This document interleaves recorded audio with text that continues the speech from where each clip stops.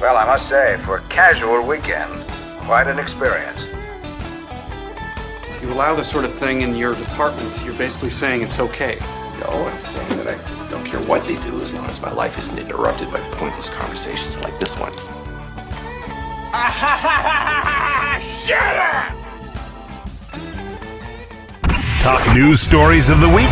Time to find out once again with Megan Olson and News of the Week on the Al Travis Show. Going to be very interesting having Megan on this week. Megan comes in and she takes the top news stories that are shared here in Minnesota, like tweeted, X, whatever you call it, and we discuss them. This has been a very weird week because there are probably more national stuff than I think local, but there's some big local stuff. Did you have a problem finding the news stories of the week? Absolutely not. I mean, we try to stay away from national stuff on this show, Yeah. but oftentimes that national stuff does trickle down here into the state of Minnesota, and it's what people are talking about. So there's a couple of those stories tossed in here as well.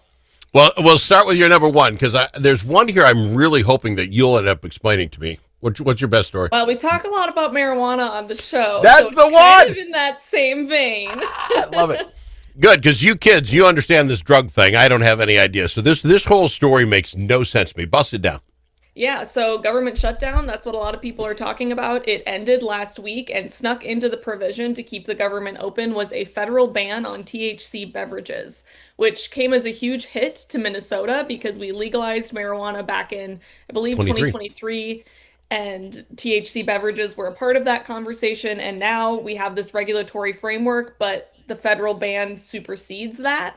So we're seeing the impacts of that. We've got a lot of breweries who typically brew craft beer that have kind of diversified in recent years and have entered into the THC beverage space because beer sales have declined since COVID. I think it's a trend among young people to be sober in that regard, but they're partaking in the THC beverage of their choice. So really interesting here. We're hearing from a lot of breweries, including Surly, which is a huge local one, saying that this is a huge hit for them. They have, a year until this ban takes effect. So remains to be seen if anything on the federal level is going to happen that will roll this back. But it was snuck into this. No, talk me through this. People expected.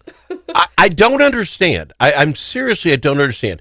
So the federal government believes THC, marijuana, in hemp, whatever, is wrong.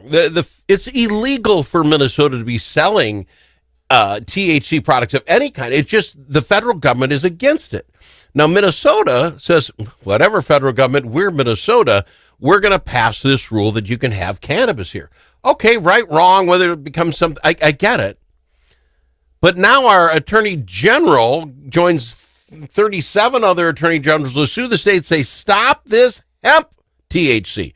Like hemp THC is the problem. This bill that you got snuck in, I don't think has anything to do with THC from marijuana.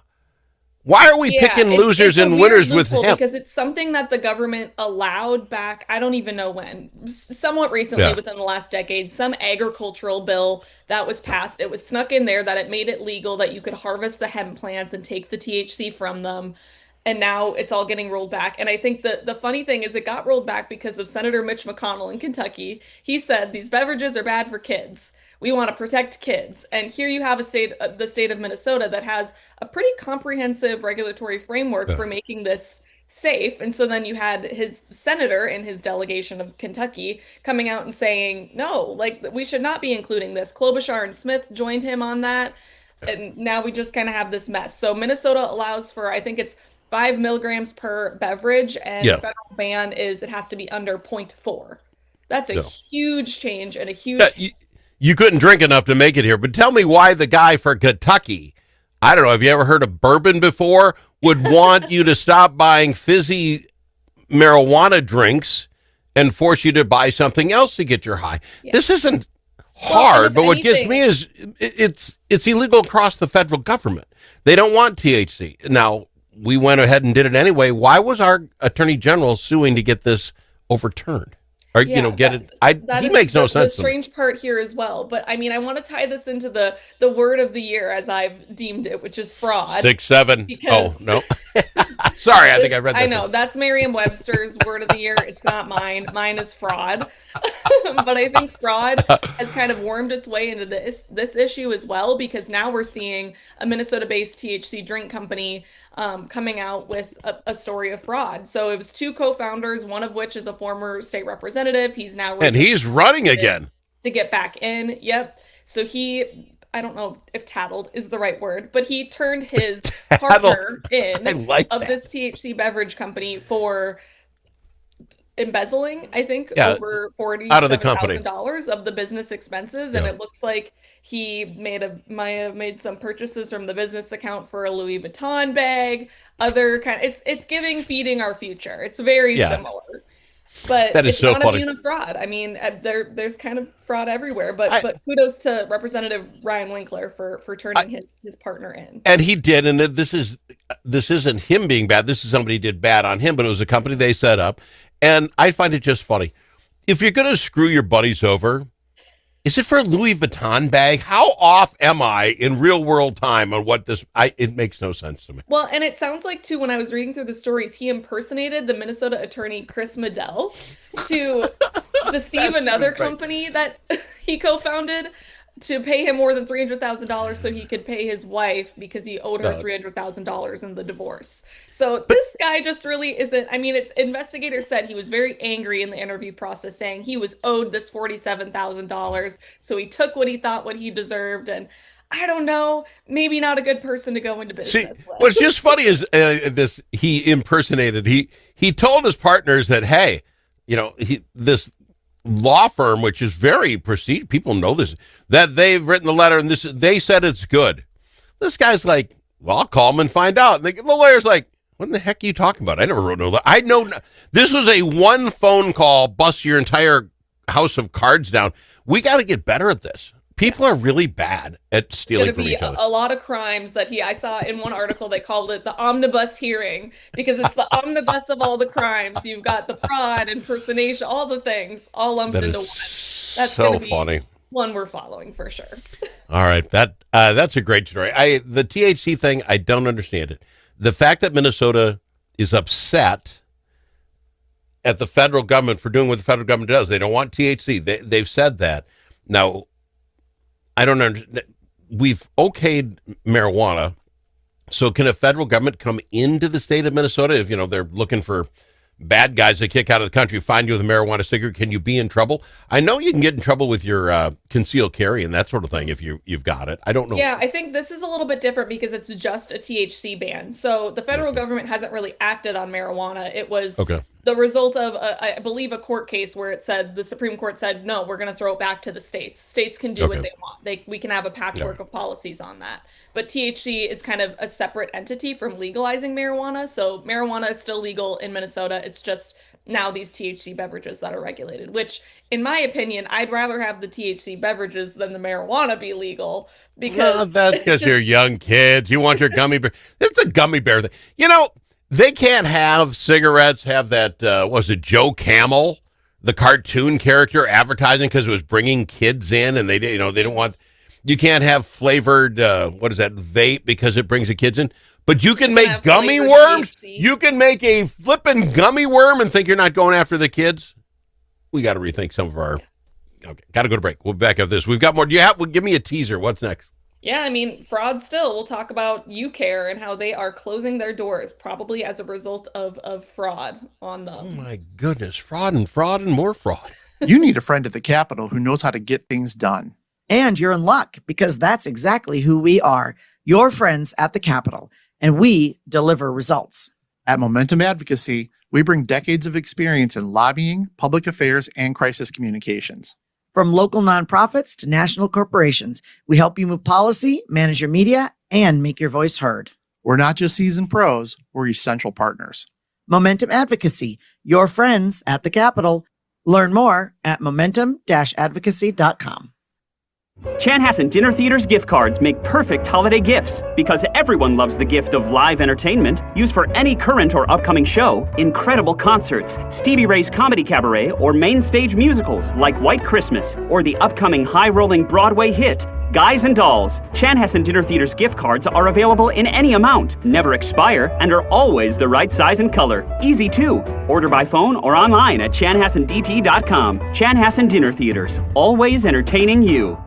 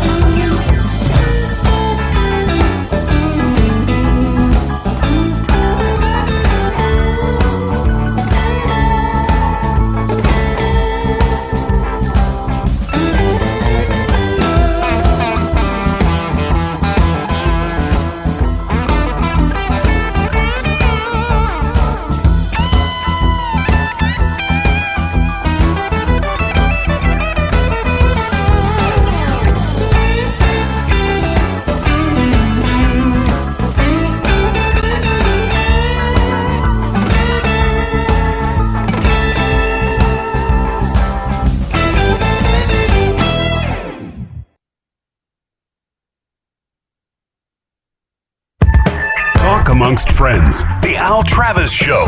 Nothing but talk. They've got her Megan's news and review. We can find fraud in anything anymore, and she's got more for us. What's the fraud? You care fraud? What? Yeah, well, and I want to clarify, it's not fraud on the part of UCare, it's them falling victim to fraud. So they're really? closing their doors. Earlier this year, they said they were going to be cutting some Medicare Advantage plans. I believe they kicked them off pretty quick. They didn't let it lapse until this next, re-enrollment season, and now they're cutting the program completely. So this is about, I think it's 1.4 million members, maybe 300,000 or so Minnesotans that are going to have to find care elsewhere. But just kind of in digging into UCare, they've been mentioned in a lot of the fraud stories that we've talked about on this show. They've been mentioned in the substance abuse treatment services that were overbilled. Overbilling of DHS and to UCare. They were also mentioned in the autism fraud scandal. $14 million in particular of one person who overbilled and got reimbursements from DHS and UCare. And I believe it was they showed a profit in 2022, and then in 2023 is when the shift happened, and they had losses of over $120 million. So wow, another instance of fraud, and I think we only have public assistance that is being I think we only have.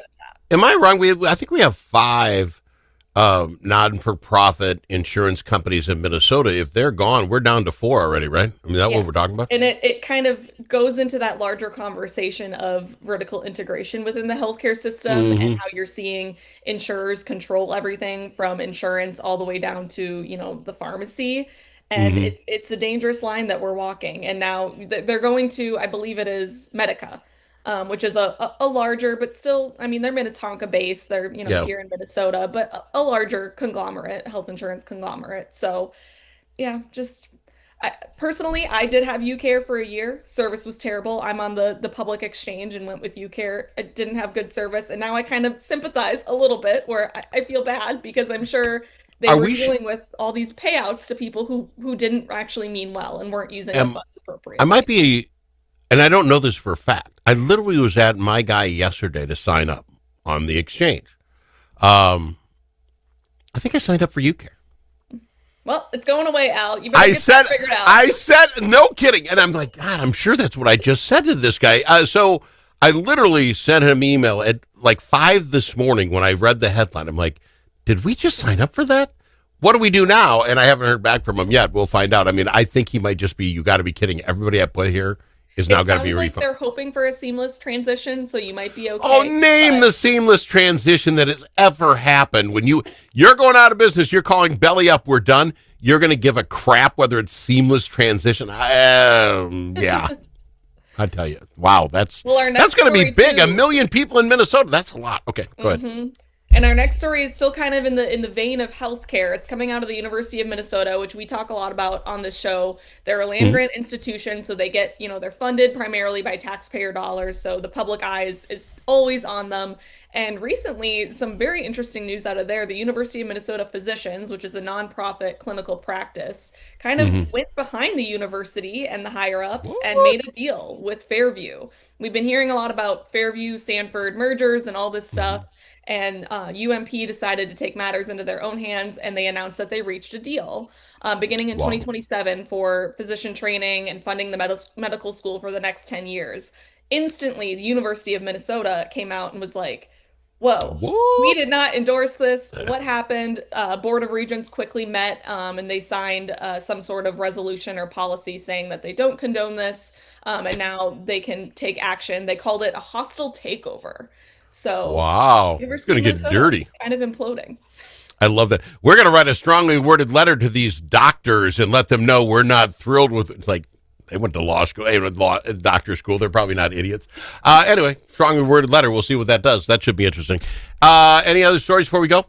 Yeah, last one is we have an independent party candidate now in the governor's race, which is very odd.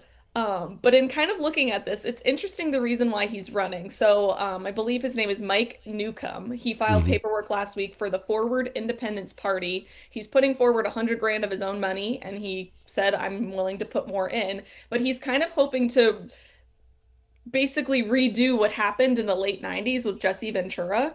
Yeah. So he was that third party candidate. He talked about how, people are at a point where they don't want to pick a party. And there's a bit of he called it a tectonic shift when people want something bigger than just Republican or Democrat.